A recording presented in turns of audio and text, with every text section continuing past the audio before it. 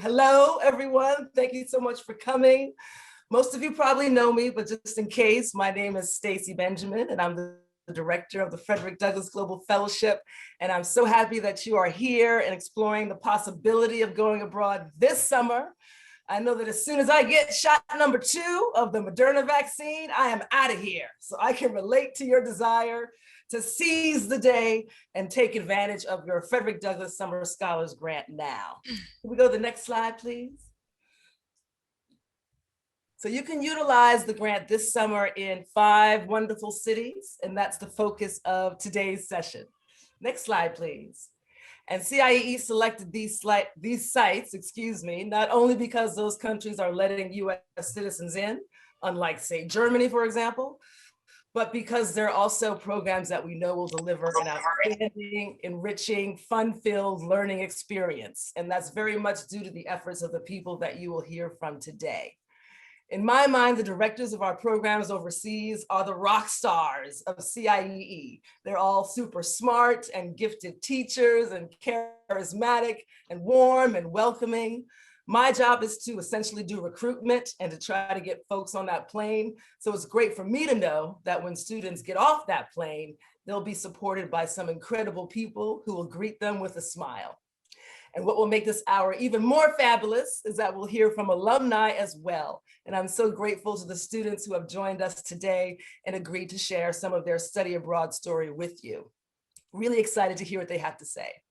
And we'll go in the order that you see here: Ghana, then Italy, Portugal, and we'll end with our programs in Spain. I've asked that our presenters keep their presentations short so we have time to fit everyone in and time for the most important part, your questions. So away we go. Let's get this party started with Dr. Kwesi. I can't pronounce his last name, even though I've known him for years, the director of CIEE in Ghana. Thank you, Stacy. Thank you so much for this opportunity. And I believe that every student who is intending to study with us at University of Ghana in Legon is going to have a wonderful experience. My name is Kwesi Jesse Jamra. For the record, serve as the center director for a number of years since 2006. And I have seen this program, seen a lot of our students come through and have had wonderful experiences. One of whom is here is going to be sharing the experience with you from Howard University. So when we move on to the next slide, it will be a little bit about the city of Accra, where you're going to be studying in. Is the most Pan-African city in the world. You would find names of major cities on the African continent in different parts of the city. Major figures on the continent, people like Patrice Lumumba, people like Kwame Nkrumah, and also even Pan-African greats like Du Bois and George Padmore are all represented in different forms in the city of Accra. When you move on to the next slide, you would notice also that the city of Accra has about 2.4 million people, with about 500,000 people moving in and out on a daily basis. And so it's pretty much a major hub. Currently, regarding COVID-19, Ghana is doing vaccinations presently. The country is opened up largely. People are able to come in and visit. And so it will be a wonderful experience for you to come. Myself, as I'm represented here together with a team of persons who, apart from me and my staff members, they're also University of Ghana students. We call them the UPALs, which you find on the next slide, who are students of the University of Ghana whom we've trained to help students of ours on a peer-to-peer level, to help you understand the culture and customs and traditions and norms and mores of the people, in addition to taking classes. So these are students that you are going to be interacting with also, besides we staff members. When you move on to the next slide, we would be the persons who will be hosting you here. We serve as your surrogate moms, dads, aunties, uncles, brothers, sisters, everything. CIEE has, as an organization in Ghana, has been in existence since '94. We've hosted a number of students, very strongly established and good reputation in the University of Ghana and in the city as a whole. we provide you with wonderful, safe, supportive environment such that your experience will be worthwhile while you are studying here.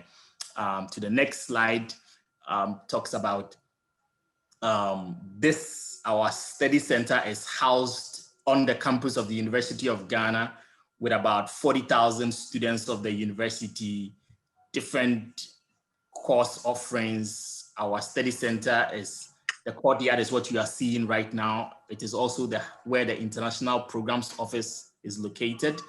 And we hold a number of events, one of which is what is currently on the top right-hand corner, where a student of ours is sharing the experiences during an important event. And the inside of it serves as classroom, serves as a library, serves as spaces where students can come and hang out. So that's the kind of environment that we provide for you. Moving on to the next slide. The courses that you'll be taking will be taught, you are going to be taking two main courses during this summer. The Atlantic Crossings course, which is taught by a professor of the Institute of African Studies, and also the optional Twi language course. The details of it, as you see on the slide, when you're on site, we'll talk further about it. But these are largely in-person classes with strict adherence to COVID protocols per the current situation as we have it. And so you can get books in the library, the bookstore of the University of Ghana, wonderful place that you can go to get some books if you want to buy some books written by professors of the university and also other journals and stuff like that. To the next slide, you would we'll talk about the accommodations. There is the homestay option, and there is also the on-campus housing. There are actually three. But because of COVID, we are not using the international students hostel because we want to make sure that it's single occupancy. Every housing facility is single occupancy. So we do have homestays, which is the next slide that you see. Homestays where you will be alone in your room with Ghanaian family, and you'll be doing a host of things with them. Of course, there are challenges with doing a homestay, one of which is a commute, because homestays are about 10 minutes, 15 minutes away from the university. So the commute can be a little bit of a challenge. Adjusting to the structure of the community of the home can also be another challenge. But your home is just you in your bedroom with everything en suite, bathroom facilities, and you share meals and other things with the other members of the family, like you see in the pictures on the screen right now. The next slide is another housing that we have on the campus of the University of Ghana. Is called the University Guest Center. This is also a guest lodge, single occupancy, has internet facility, air-conditioned rooms, and strict adherence to COVID protocols are observed in this facility as well. So those are the two main housing options that you'll be having while on the program. And when we move to the next slide, we will be allowing Travis to share his Ghana experience with the team. Thank you very much for your attention. Over to you, Stacy. Thank you so much. Take it away, Travis. Hello, everybody. My name is Travis Brown. I'm a graduating senior computer science major, born and raised in Jamaica at Howard University right now. I would say some of the highlights of the program. I would say I think it was called the Us Ramba Museum, where it was like a community style museum where very famous sculptor that made sculptures and artworks for like American museums. And we went there, learned archery, how to make gari and beans, my favorite meal, ate it like 3 times a week because it's amazing. Love Ghanaian food. And we learned a bunch of different stuff, drove around in the village. It was amazing. But I would definitely say my time in Ghana, it was like, I feel like traveling a lot of the time is like, the more you travel in other places, the more you kind of travel inside of yourself. You kind of learn a lot about yourself, being able to contrast yourself with like different groups of people and how they live. Yeah, and I would just say the experience was amazing. I'm not gonna say like it was only gold. There are definitely some there's things about your experience that you're not going to expect, but that doesn't make it any less of an experience. It's still a great experience. It's just like the reality of the situation. There's the high of like, oh my God, I'm traveling, it's great.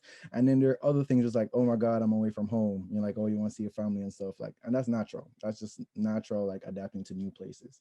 So my experience was amazing. I don't know if there's anything else I missed, Stacey. That was brilliant. I love that line about traveling within yourself. I'm going to use that one. So thank you, Travis. Yes. Next up, Ariana Stewart, who also studied in Ghana. Can you share some words with us? Absolutely. I definitely agree with Travis in terms of traveling within yourself. My name is Ariana Stewart. I'm from Long Island, New York. I graduated May 2020 with my bachelor's in marketing, and I studied abroad in Ghana, August 2019 to December 2019. There's so many highlighted experiences. Like we got to paint murals on the school, Chale Wote Festival, the Onga Jollof Battle. It's just so many, dancing at the Ghana National Theater. All of those are highlighted experiences. But to sum it all up, what I loved about the CIEE program is that they kept us safe, but they pushed us out into the waters. And when I came back from Ghana, everyone was just like, it just seems like you had an actual experience. Like you got to live in the Ghanaian culture. And I feel like because CIEE taught us how to bargain at the market, taught us how to go on trotros and go from East Legon to Accra, because they taught us how to live like a Ghanaian, we got to have the actual culture. And I do not, as Travis said, I cannot take anything back.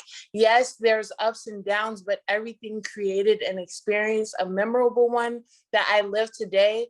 I was able to find what I'm actually passionate about in Ghana, because in Ghana, you experience a peace and a freedom that I didn't even know existed. And because of that, I was able to explore myself and find what I love to do. And now I am hustling and working hard to pursue my purpose. Ghana was definitely a game changer, and I had the ultimate experience. Wow, I'm sold. Take me there now. Thank you so much, Ariana. And we have one more student, I think, with us that studied in Ghana. Is Liva Slew? Am I pronouncing that? Hi, my name is Liva Slew. Sorry, I pronounced that incorrectly. Welcome. Oh, it's completely okay.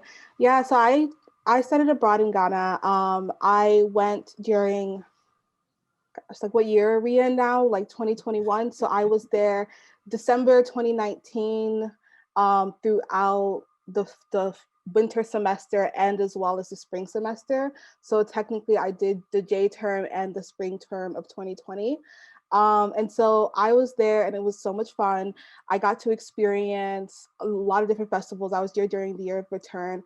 And honestly, like, I just want to start out by saying my favorite part of my experience in Ghana was the CIEE office, was Dr. Jesse, was everyone in the office, all of my aunties and everyone who got to speak to me every single day and give me advice and kind of like break me into the culture and just, you know, laugh at my stories and engage with me was really, really amazing. I did a homestay and I also got to experience that as well. I still, till this day, I talk to my host mom, Auntie Victoria, like she is like my surrogate mother. And I would just say that, again, I completely agree with what the girl before me said, that you will find and discover yourself. I stayed in Ghana during the J term, had the best semester, was having so much fun, to the point where when COVID came around, I was just like, kind of not believing it. I was like, no, I'd rather weather the storm here in Ghana. And so I decided to stay. And so I actually stayed in Ghana from all the way from December up until August and throughout the beginning of the pandemic. And honestly, I can say, even though lockdown happened and it definitely slowed things down and it stopped classes and I wasn't able to stay at my host family's place anymore and things changed, I will say the preparation that they gave me to, you know, learn how to like to barter, learn how to like take a trotro, definitely broke me into the culture and allowed me to stay and have the full Ghana experience, to the point where when I stayed, I wasn't like a foreigner anymore. I was fully acclimated and understood where I was and can navigate the space. And I will also say, for anyone concerned about COVID, literally don't be. I stayed in Ghana throughout the pandemic. I actually went back to the US in August, came back again in December to Ghana because I missed it. And in just to compare the two experiences, I agree with what she said, the girl said before me about peace. There's a sense of peace in Ghana that just doesn't exist in the US. But also like there was a lot more safety in Ghana around COVID than in the US. I never once feared getting COVID. I never actually got COVID. While I was in Ghana, I was completely safe. People observed the health precautions. People are very serious about it. And still, even when I went back, I still was able to move around and get to experience Ghana the way I wanted to. So if anyone's thinking about going, definitely do it. Love Dr. Jessie and everyone in the office, and I miss you all so much. Thank you so much. I'm just loving this. Thank you so much. Thank you so much, y'all. We're gonna move on now to Rome. Dr. Valentina Foyo, please take the stage.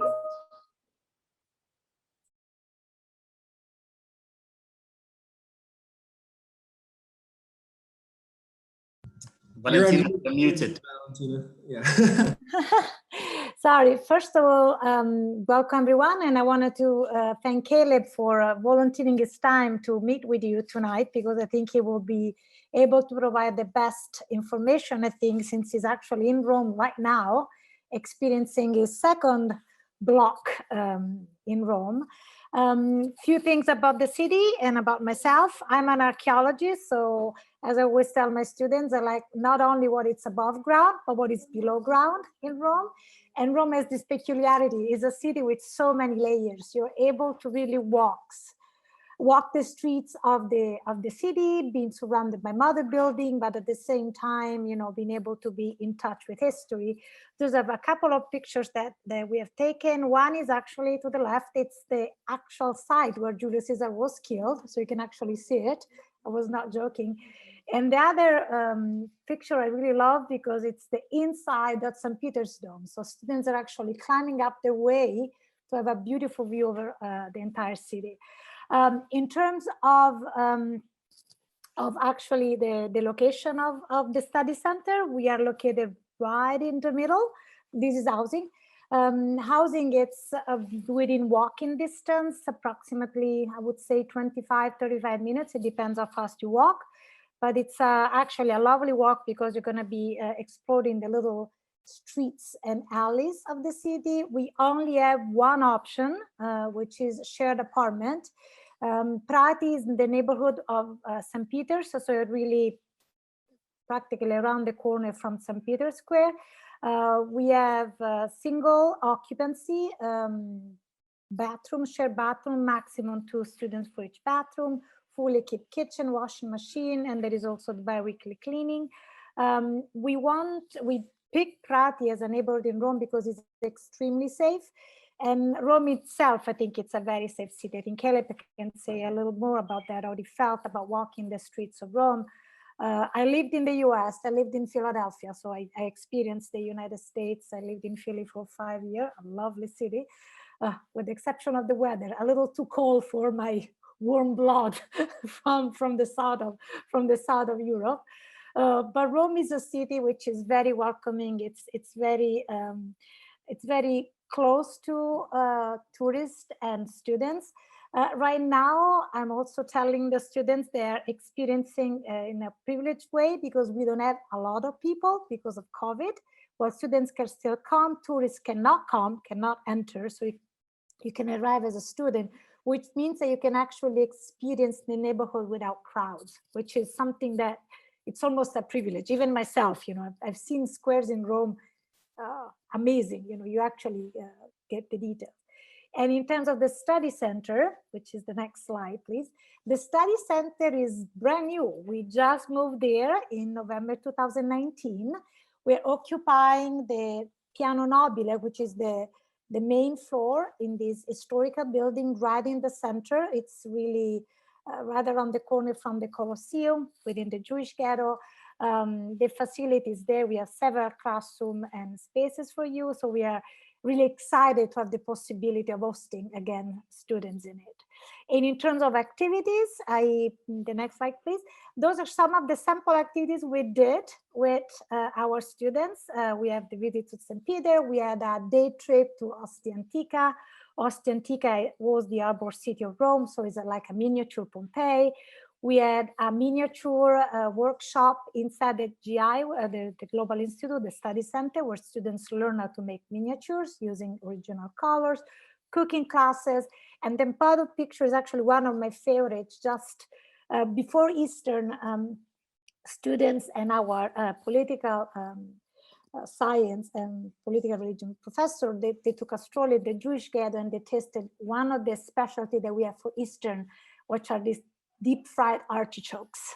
So it's actually street food. So we try always to mix together the culture, but also the food, because food is a main element of Italian culture and of what we are. And the last picture, last slide, please, if you can move forward. In terms of programs for this summer, we offer actually two courses. One is on movie theater, so cinema about Rome. The other one is an art history course. It's called Exploring Rome as a museum site. So it's really focused on exploring and using the city as much as possible. Right now, we can add classes on site, so students are actually taking classes inside. There are some limitations. Museums are right now closed, they're gonna reopen. But we really try to take advantage of all the possibilities that the city has to offer. Fortunately, Rome is a city that does not need museums, because it is a museum. You just walk the streets and you encounter beauty and art. And the summer is actually a great opportunity to even be more outside. And the last, it's actually our, the current situation we have right now. There are some limitations, but I think also Caleb can attest that Italians are actually very good at following the protocols. We have a mask mandate everywhere. Vaccination are moving quite quickly, finally. So the entire staff in Rome, for example, already received the first shot of the vaccine, and we're expecting to be all fully vaccinated before the beginning of the summer.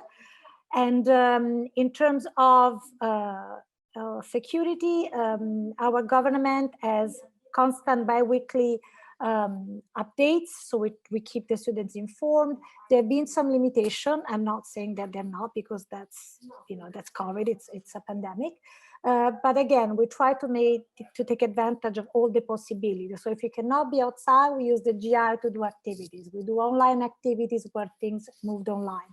And I think in the past weeks, Caleb explored the entire spectrum from a short lockdown into more or less fully freedom. So with much further ado, I would like to pass the baton to Caleb. I love this picture, Caleb, with the Roma shirt, so you can actually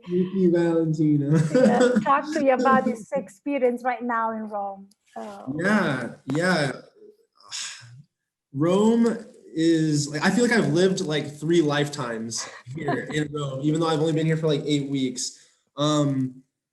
I guess to start, I'd say I actually wasn't able to make a COVID-free flight. So I actually got here and had to quarantine for 2 weeks, which might sound really bad, but I'm not even lying. Like those weeks were some of the best weeks of my entire life, because like even just the new energy of being in Rome and like getting the apartments here are so nice. So like, for me, it was like I had this huge apartment to myself, and like I was cooking, like using like Italian ingredients. I was working out, and I just felt so fulfilled. I don't know, and that was before I left. And since then, like I've done like infinite amount of things. I actually, in my journal, I wrote down like the good times, like every good thing that's happened, and like the major highlights. And there's so many. And I guess I would start by saying that like the staff is amazing. Like Valentina, as soon as you get in, they ordered us some like hot pizza, loaded up our fridges with everything you could imagine, and really helped us to feel safe and cared about during the transition. As well as, on the educational side, the teachers are phenomenal. They're excellent. They're geniuses, and they all care so much about what they're teaching. And that is the thing about Rome, and that is the thing about these classes, is that we'll talk about art, we'll talk about some sculptures, and then we'll go and see the real sculptures in real life all over the city. And like I don't think any other program in CIEE can offer such vast range of historical knowledge and beauty, just beauty. The city is beautiful. Even like on my own, I've gotten a chance to travel like to different parts within the same region, because obviously there's still restrictions. But every little part of Rome is beautiful. Like I got to take this like train out to this stop called like Tusculana and just walk through this dog park and like talk to this Romanian guy who owned a bar and got some chicken nuggets, which are actually pretty good for being in Rome. And yeah, just like, and then go to a park and just like sing and relax and just enjoy, take in the fact that I get to be so independent and I get to be so free here. And every nook and cranny of this city is just beautiful. And you know, that's just my individual part. But I think also what to mirror some things that other people said, you actually learn a lot about relationships and how you function in a bigger community. I think, you know, you're not just by yourself, and you wouldn't want to be by yourself. You got to learn, you know, how to, you know, make friends and how to get along with new people. And I love here in Italy because there's so many international students and international people that I've met. Like I've met Norwegian people, I've met like Egyptian people,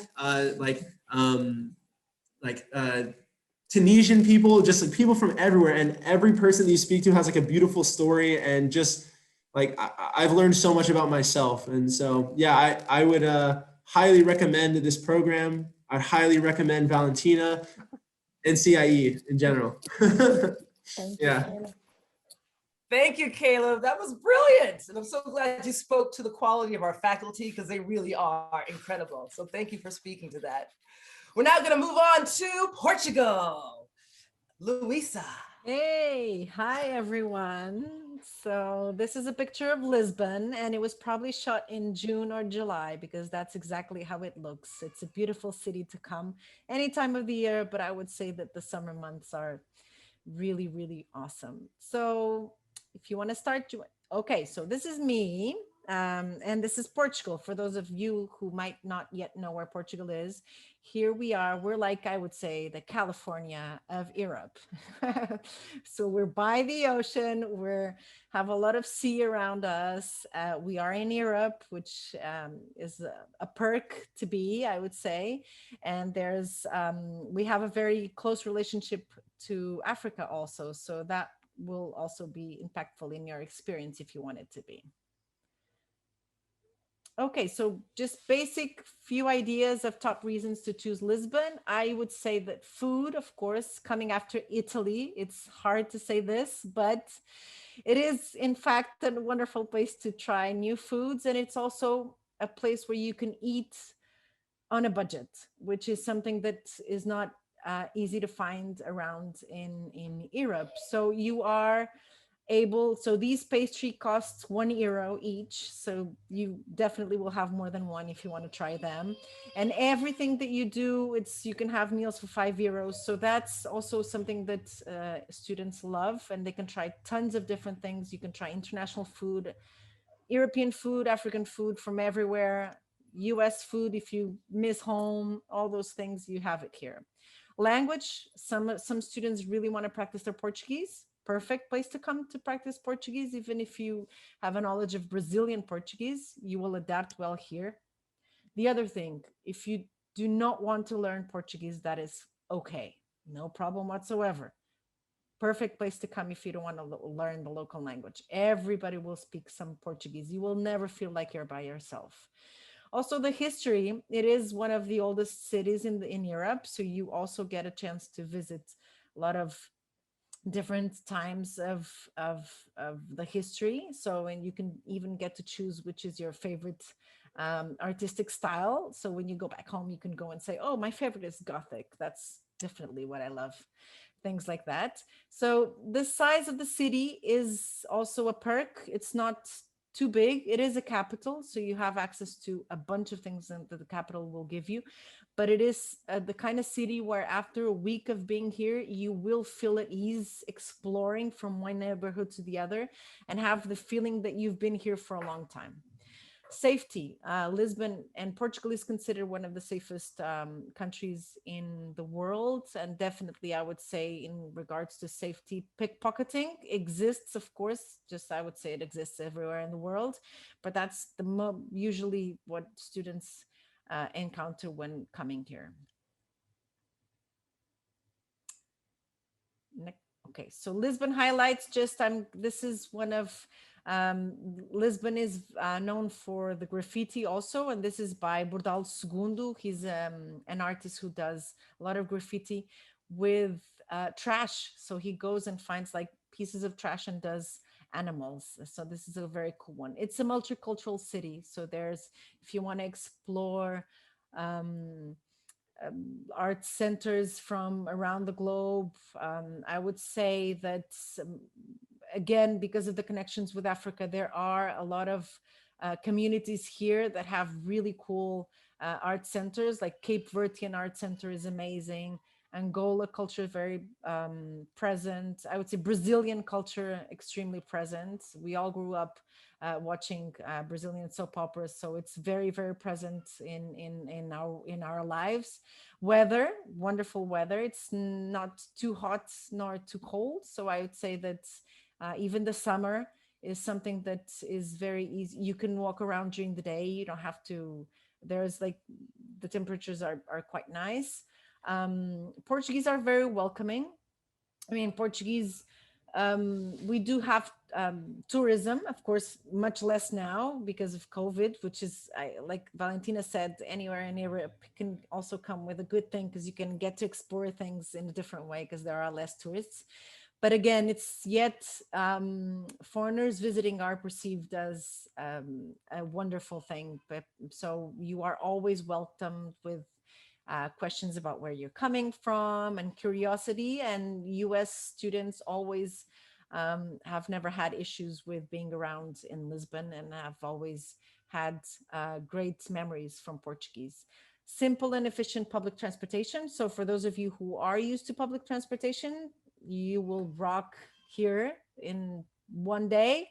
Those of you who aren't and want to explore, perfect city to learn because there's 4 metro lines, buses are pretty easy.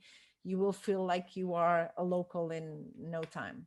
Closest to the ocean and mountains. Also, if you're into hiking, it's beautiful around Lisbon. And the ocean, I mean, we are 30 minutes away from a beach and it's very cheap to get there. You take the train, it's €1 something, and you are by the beach for the day. Summer in Lisbon. So just basic information about the program we have. So we have session 1 and session 2. These are the classes we have to offer: migration and mobility in a global world. That's session 1. Business ethics and leadership, session 2, and optional community Portuguese. So this is a photo because students always come and wanting to learn how to say coffee and latte and all that. And then they always leave learning, loving their tiny espresso. So as you can see, that's usually what happens here, is that they just love it. So yes, this is so classes. Again, the community of Portuguese, if you want, it's optional. We usually have classes in the morning and free afternoon so you can explore the city. So just a few photos of activities. There's in the lower part, you see a few tiles. We always take students to the tile workshop to do a tile so you can take home. There's photos of things that we do. I mean, we try to do things with students that you would not do by yourself. So like if you go to the museum, we do like some special tour, or we try to do like olive oil tasting, because you can do that. I mean, wine tasting, you can go to California if you want in the US, I don't know. But olive oil tasting is not as easy. And so we try to adapt to things that students like to do. And also if you have any special kind of interests, we try to see if we can put them within our activities during the time that we have. And these activities are wonderful moments for us to learn from you, for you to hang out with the staff also. So these are cultural moments, but also generational moments sometimes, but great moments to hang out together. So because most of you would like to know where you would be staying, this is student housing. So for the summer, we will be using this year only the student residence. And here we will be staying at U-Hub in Benfica. That's a neighborhood of Lisbon. And you get a single room. It's a brand new international residence hall. It's by the metro, by a huge mall, all supermarkets. It's also residential neighborhood, so that it doesn't feel like you are just in a resident. You feel like you live in a neighborhood where people from Lisbon live, and that's pretty cool. And the fact that it's a large student housing, I think it gives you also a chance for you to get to know other students, and that would be interesting and nice, since you are here to also live Lisbon through other international students' experiences. So last but not least, because we have to talk about COVID, although it would be wonderful if we didn't have to, just to let you know that we have hosted fall semester. So we did host students here. They had a wonderful experience. They explored the city like crazy. Were able to experience all the food they could find, all the, cultural activities they could find. And I mean, now the basics of restrictions, face mask, 6 feet social distancing, hand sanitizers, all those things.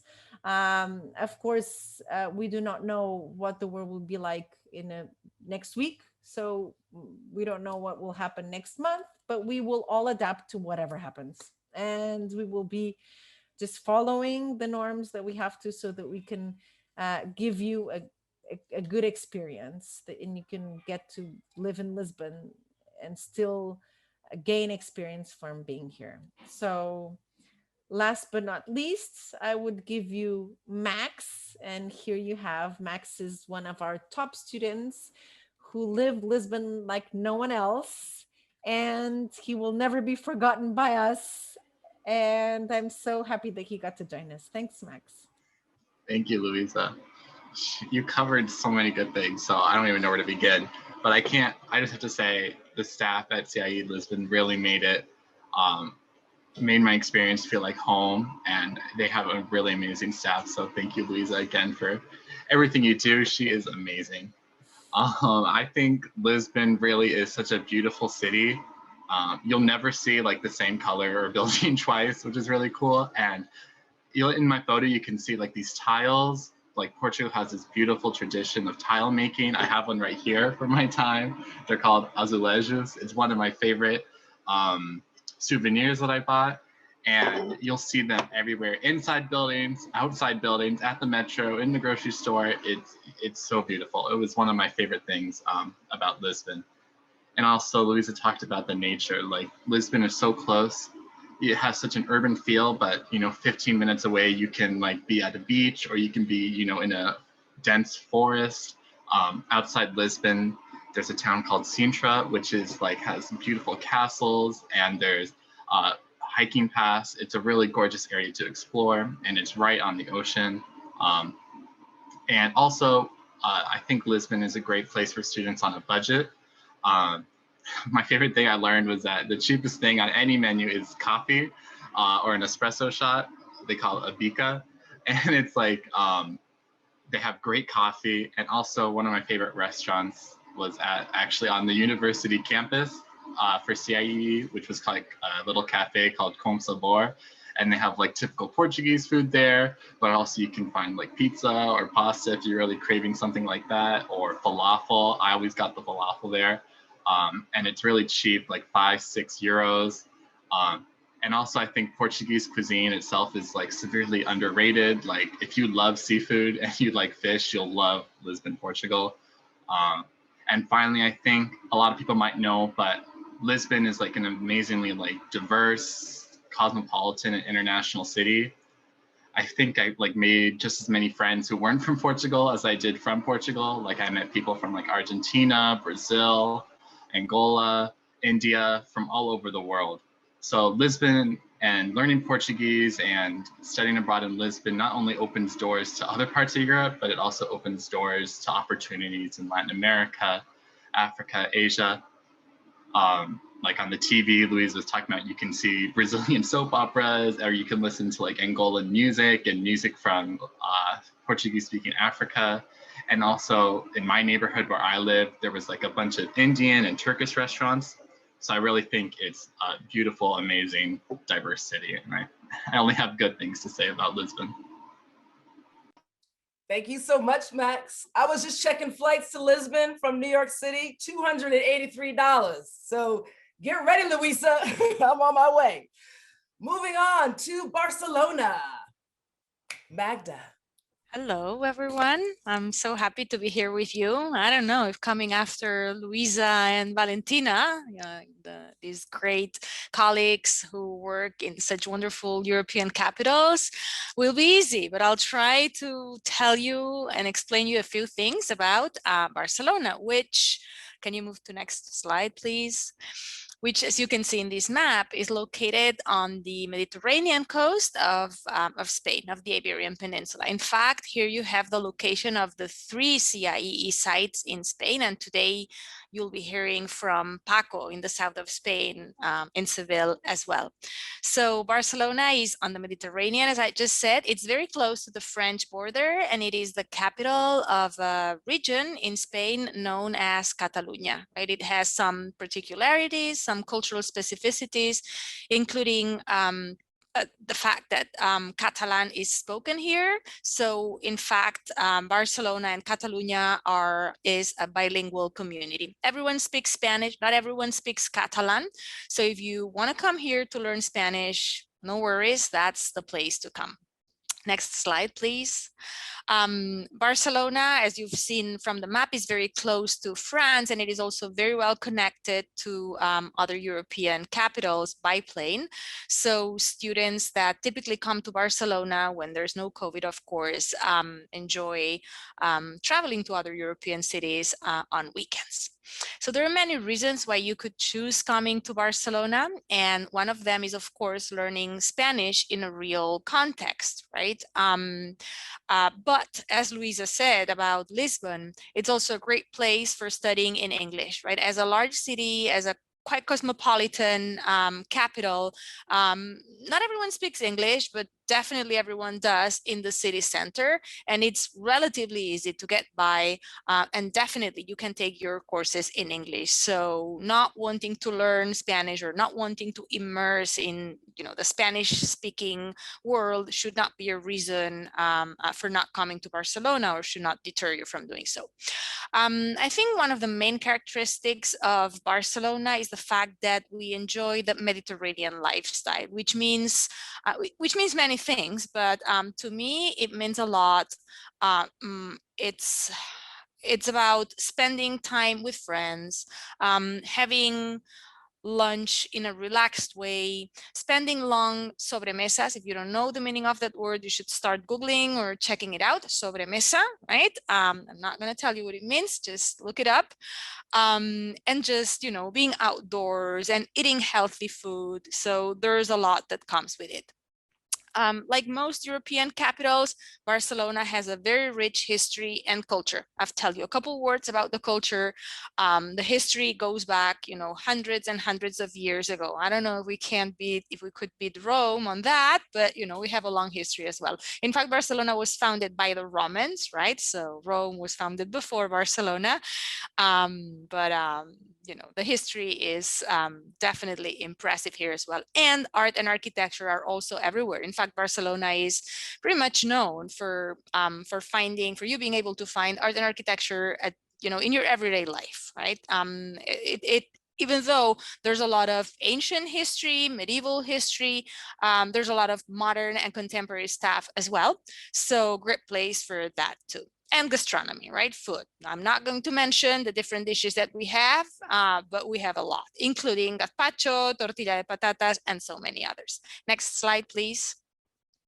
So we have two different programs in Barcelona. The first one is Summer Language and Culture, and we offer 2 sessions for that one, session 1 and session 2, right? And here you have the eligibility. You don't need to speak Spanish to come on this program, but you do need to speak some Spanish if you come and want to take a course in Spanish language, right? Other than that, you have to choose 1 3-credit course per session, and you have the option to take communicative Spanish as well for 1 credit. So for this program, for each of the sessions, we offer 1 course in Spanish and 1 course in English, right? So for those that want to take the course in English, that's okay. For those that want to take it in Spanish, that's fine too. And the courses are, for example, you can check exactly which courses are offered for each session in our website, but they are, for example, Catalonia and Spain through the arts, which is offered in Spanish in 1 session and in English in the following session, or past and present in Barcelona, or those kind of topics. Plus the communicative Spanish, which is optional, as I just said. Next slide, please. And then we have the Summer Business and Culture program with 3 sessions. So for this program, again, we offer a couple of courses in English, all in English, right? Business courses in English for each of the sessions, except for the 3rd session where only 1 course is offered. Examples: international marketing, international management, etc. And then you also have the option to take the 1 credit communicative Spanish course in addition to the 3-credit course that you take. Next slide, please. So as with the rest of the CIEE programs, activities and excursions are included, and those include visits to museums and monuments, which, for example, it could be a visit to one of the Gaudí buildings or to the Picasso Museum. We also do neighborhood walking tours because it's a great way to discover, what the locals live like and to get out of the city center, which is generally more touristy, not these days, right, as with the other cities. We also offer cooking workshops where students may learn how to cook tapas or paella or other dishes that are typical of the Spanish gastronomy. We also engage local students, as they do in Ghana and in so many other places, where you will go with the students and do the kind of thing that locals do, such as eating chocolate con churros. We also facilitate language exchanges, so you get to practice your Spanish if that's your interest, but also so you have the opportunity to socialize with people of your age in a real context. And then we also include day trips to some of the large cities and monumental large places near and around Barcelona. So typical day trips are to Girona, to Tarragona, or to the mountain of Montserrat, for example. Next, please. So for student housing, these are the 3 options that we typically offer to our students. Our health, safety, and security department is still trying to finalize and determine whether all 3 or just some of these housing options will be offered this summer. But it could well be the fact that all 3 will be offered, or maybe just 2 or 1 of those. I don't think it will be just 1, but So we offer homestays, right? And this is a picture of a typical homestay. They're not just like this one, but that's a typical one. So students can live with a host family, and in those cases, the host family provides breakfast and dinner to the student. Lunch is at the student's expense. Students can also choose to live at a dorm at a student residence, or they can finally choose to live at a shared apartment with other CIEE students. Okay. If students choose to live at a student residence or at a dorm, meals are not included, right? So students need to do their groceries and do everything for themselves. All options are within a 30-minute commute to CIEE. Barcelona is a relatively large city, right? So if you come to Barcelona, you should expect to take the metro on a daily basis. It could happen, right, that you don't have to, but that would be quite rare. Generally, people do take public transportation to commute. Next, please. And this is our facility in Barcelona, just so you have a sense of what it looks like. It's right in the city center, just 1 block away from one of Gaudí's most famous buildings, and it's in a 19th century historical passageway. It's a house, as you can see in here. I mean, a house as opposed to an apartment at an apartment building. So this is very unique because you don't find many houses just like that in the city center of Barcelona. It's like an oasis in the middle of the hustle and bustle of the city, but at the same time, it's super centrical, very well located and very well connected with the rest of the city by public transportation. Next, please. And COVID conditions, well, as pretty much everywhere else, right? Face masks are the norm. In fact, they are mandatory, they're required. Social distancing is recommended. We're in regional lockdown right now, right? We were in municipal lockdown until a few weeks ago. Now it's regional, which makes it much better because you're able, to take day trips outside of the city. But the local government updates and reviews the situation every couple of weeks, so the norms may change. Fingers crossed, hopefully they will change for the better, which is what we've been seeing these past months. Next, please. And yeah, so I'll just let our wonderful students speak about the city. I'm sure they have more interesting things to say than I do. Yes, take it away, Gail. Thank you so Okay, much. hi everybody. My name is Gail Streeter. I'm a senior at North Carolina A&T. I'm from Philadelphia, Pennsylvania, and I studied abroad in Barcelona, Spain for the spring 2020 semester. I stayed with the host mom and one other student. And as far as accommodations, we had our own rooms and we just shared like the bathroom and things like that. Also, I took 4 classes. 2 of them were the ones that were mentioned previously, the past and present in Barcelona and the Catalonia in Spain through the arts, which was from CIEE. And then I took 2 other classes at a local university that was, one had to do with architecture and the other one was a Spanish class. And that one was taught in Spanish. Some of the highlights of my time in Barcelona were the weekend trips and excursions. For example, we went to Sitges, which is a town kind of on the coast, and it was just really beautiful. Also, going out with my friends, I know it's a little bit different now with COVID, but exploring different places with my friends like Madrid and Valencia. I'm sorry, there's a train near me, so you might hear that. And also going to France too. I also went to like a wine vineyard when I was in Spain, which was a lot of fun. Really my favorite moments were doing community service in Spain. CIEE partnered with a local high school, and I was able to kind of not teach a class, but kind of talk to different students and stuff like that every Thursday. So it was really fun engaging with them and learning more about their culture. And also I loved Barcelona is just beautiful. I couldn't even imagine when I was going there what to expect, but it's so beautiful. It's pretty much always sunny and I love the sun. It just makes me so happy. So I would take public transportation every day, to get from school back to my homestay. And I would love doing that. And I'm from Philadelphia, so the public transportation over here is really, not the same as in Barcelona, but I loved going on the bus because then I could see my neighborhood and kind of explore it and see oh, that place is pretty, or just going for walks instead of taking public transportation and just exploring the city more. I also love the fact that I was more independent going abroad. I went, by myself as most people do. I didn't know anybody going there and meeting new people. As a lot of people mentioned before, meeting people from different places like Brazil, India, South Africa, Argentina, Germany, so many different places. And I also joined the gym when I was down there, which even though it seems something that's not really a big deal, it actually helped me to feel more like a local there because I'm actually interacting with people on a regular day-to-day type basis. And also one of my favorite things was the fact that I had a balcony. I would go out there every day. I would do my homework out there sometimes or just eat lunch.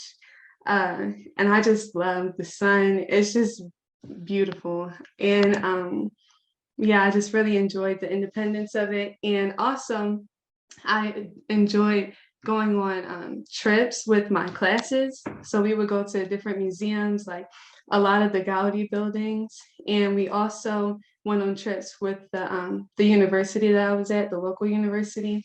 And they were all free because we paid for it, I guess, in our tuition. So that was a plus too. But overall, I had a wonderful experience. But as everyone stated, it won't always be perfect all the time, but learning to adjust is definitely a great way to gain more independence and learn more about yourself. So I really enjoyed my time here. Because last but certainly not least, one of our most popular destinations is Seville. So thank you, Stacy. I know that we've been running out of time, so I'll try to do it as short as possible. I know everyone has a busy schedule. So yes, you can go to the next slide. So Seville, many of you will probably know Seville because of PARCE students that unite, or because of one of the most famous locations in the country. So we are in the south of Spain, in southwest. We are very well located in terms of close to the Mediterranean, as well as close to Portugal and to the north of Africa, to Morocco. So that's an advantage that students generally take as they're here. I'm happy to say that besides all COVID scenario, we already have students on site. There's a first group of students arrived this past January. We have about 34 students here, and so far they're really enjoying the experience, and they say, how nice to be able to get some sort of normal life here in Spain, whereas in the States we're having, much more challenges to face on a daily basis. So we can go next slide, please. So what are the top reasons to choose Seville? We've been talking about the other countries and other cities around Europe. Many of the things they're going to say now, they would apply also to Barcelona, and Magda already covered them. But I would say that Seville is a really interesting destination. It's a very typical destination for those students who are looking for a complete immersive 100% Spanish immersion process. And I say this because this is what Seville has been very famous for over the last 50 years. We will be celebrating a 50-year anniversary this coming fall, 2021. And that's basically because of the very powerful and rich homestay program that we've been offering in Seville, which we will talk about it in a few minutes. It's also, as Magda mentioned this from Barcelona, it's about the lifestyle. It's about how friendly Sevillans are. It's about how the climate, how outdoors people we are in the city, and how we live, not just around the work, our working life, but also how important we place the importance on our personal life outside, meeting people and getting to spend time with them as well. Climate and gastronomy, I could be probably speaking about an hour or two about how rich the gastronomy is in Seville, how famous it is. Every time we have guests coming over, the first thing they say is how much they fell in love with the food and with the climate that we have. I won't talk about the weather right now because probably it's sunny and it's about 80s, 85 Fahrenheit already. So really great time to be in Seville, and I'm pretty sure in the summer it will be still the same. So next slide, please. These are some of the highlights about the city itself. Sevilla is about 700,000 people living in the city. If we talk about the metropolitan area, that would go up to 1 million or 1.5 million. But despite the size of the city, it's a very safe city. I'm happy to say over the last couple of years, the number of incidents that we had are really small.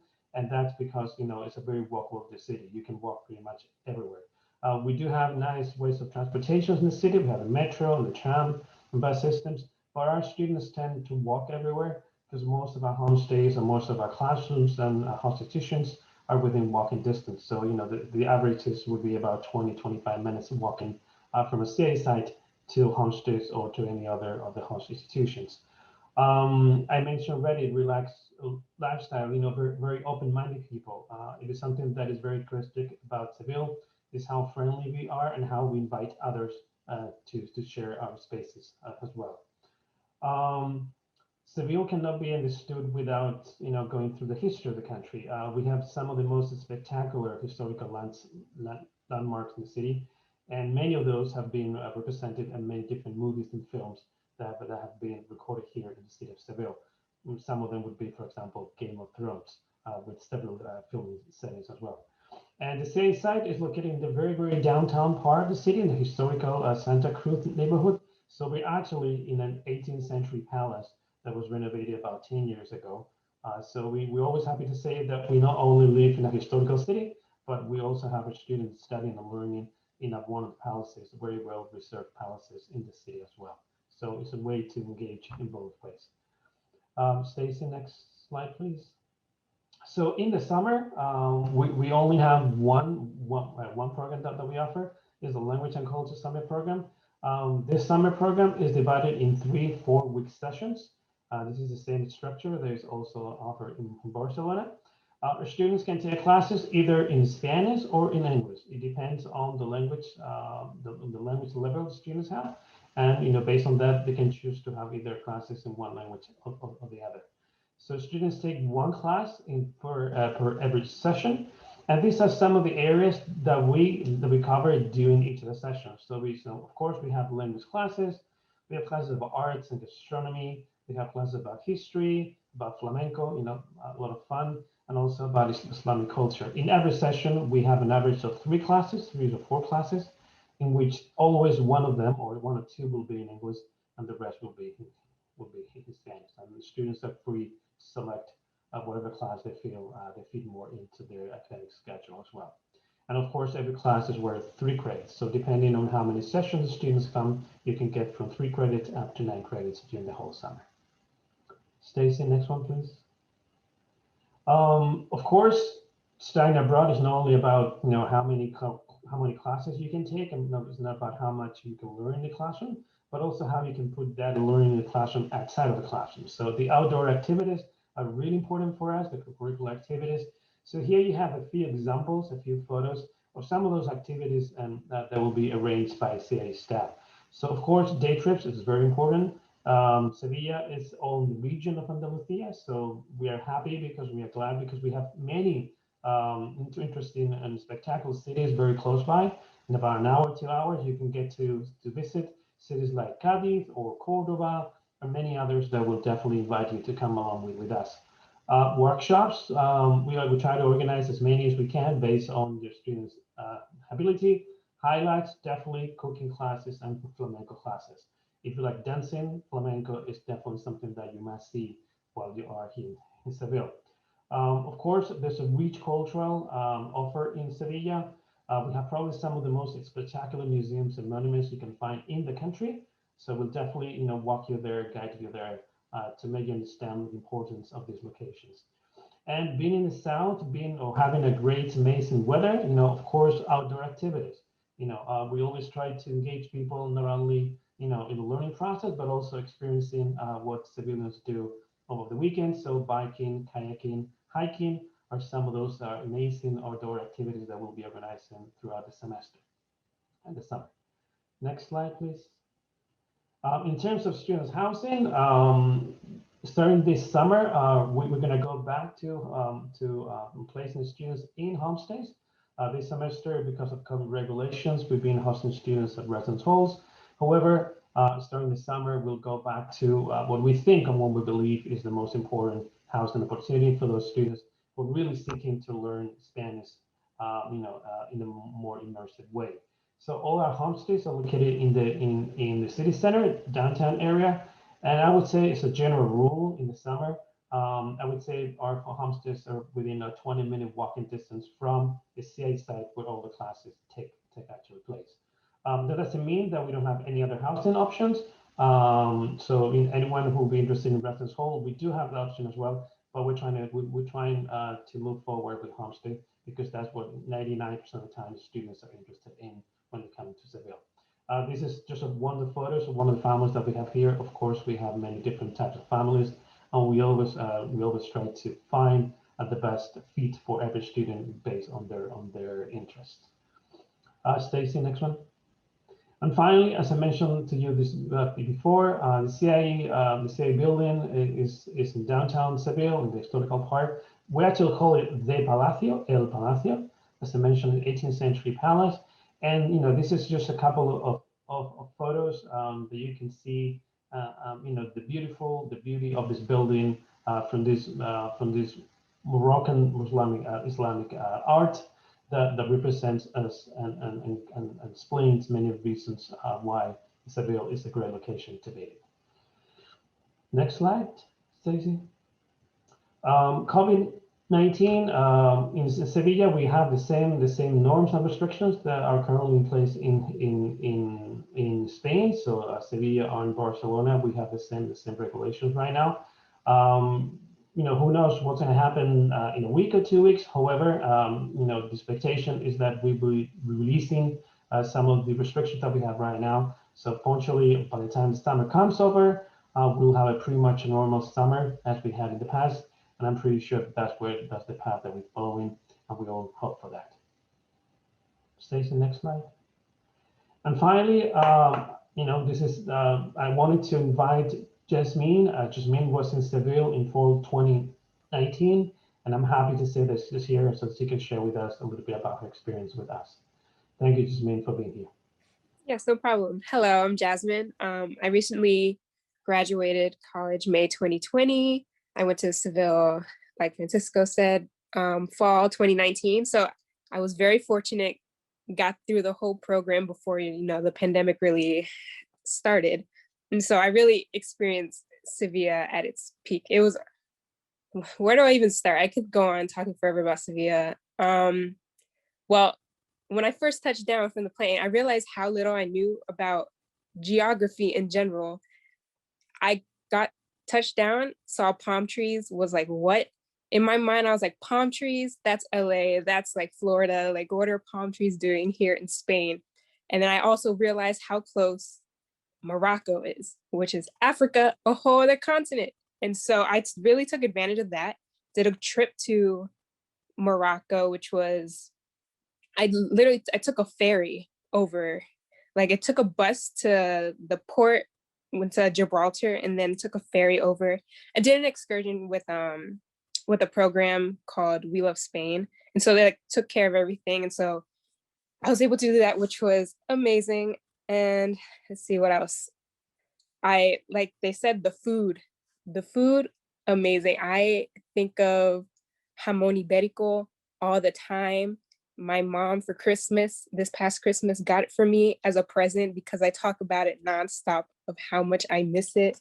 Like, oh yeah, and everything priced so greatly. And then the people there, as they were saying, Spain, the people are just so carefree and relaxed, like up at all hours, everyone's outside. I remember I lived on a strip on a plaza that had, it was like lined with like bars and cafes. And literally it'd be like 1 a.m. and I'd hear all the chatter going on outside because everyone was outside just enjoying the weather and each other. And even at like 11 o'clock at night, I would be walking outside with friends I made there and you'd see kids playing in the playground. And I was like, 11 p.m. what? But it was amazing. And then let's see, what else? Oh, also with the laid back, chill aura all the people had. I remember there's one guide who was showing us around the city. And one thing I guess all us Americans are like, iced coffee, like it's hot, we need iced coffee. But like, you won't just be finding iced coffee in the cafes or anything. And so we asked, we're like, why don't you have iced coffee? They're like, oh, we just don't have that here. We're like, what do you drink? Because it's like so hot all the time. We're like, what do you drink instead? And they're like, oh, we just drink beer. And I was like, yeah, sounds about right. It's like, that just adds to that aura that is Sevilla and just Spain in general. But class-wise, I'm an art history major, so I took a bunch of art history classes and like classes on the Islamic influence in Sevilla and Andalusia, which is just so apparent in where you walk and everything. So it's crazy, like going to class, learning about it. And then also the classes would teach you something and then take you on a trip just around the city to see all the influences that are there. And it's crazy to see in person what you're like reading on paper and things like that. And like they're saying, everyone walks everywhere. I was fortunate, the CIEE building was a 13-minute walk from where my homestay was. And so every day, usually multiple times a day, I would walk there, but it would just, I'd put some music on, which is also a thing that would kind of make you stand out from the locals. Like no one's having earbuds on. That like, if you have earbuds on walking around, like they all know you're a tourist. But like I would just walk, put my earphones on, watch the people, like all the children playing soccer everywhere. I would go by Las Setas, which is this huge structure, which I recommend going to the top during sunset and watching it. It's beautiful. And yeah, just really every day intaking all that is Sevilla. It was beautiful. And let's see, like, oh, also, so they have the saying where you'll see like symbols of it as no me ha dejado, which it has a historical context to it, which, you know, it's been a while, I don't really remember that. But what I really took away from that was like Sevilla is always just going to be a part of me. Like, and for me, will always be a part of Sevilla. Like I will never forget it. Like I don't even care where in Europe I go next. During that trip, I'm making my way back to Sevilla because I need to. It's just that kind of place. And I made a bunch of great friends. In the picture, I'm in front of La Plaza de España, which was like about a 40-minute walk from where I was. But again, like you don't feel it while you're walking. Like you're probably thinking, oh, 40 minutes, what? It's nothing, especially when you're walking by everything around you. But yeah, those are a couple of friends I made there who I still talk to this day. We have group chats and everything. We hold Zoom meetings and stuff like that. So I really recommend Sevilla. It's just a wonderful place and I'll never forget it. Thank you so much, Jasmine. Thank you for staying. I know we made you late for your appointment, so I really appreciate the fact that you hung out to the bitter end. And a sincere and heartfelt thanks to all of the alumni that joined us and our current student on site and our directors. We are out of time. I'm willing to hang out if folks have questions. If others need to go, I understand. But if we do have some questions, let us have them. And whoever is around can try to answer them. But I know we're way past the time, so we can also wrap things up if folks prefer. Any questions out there? We wore you all out with this wonderful information. Well, you know where to find us. Again, we're excited that you're thinking about going abroad this summer. If you have any questions as you prepare for your trip, email us at fdgf@ciee.org, where we're happy to answer any questions and guide you through this process.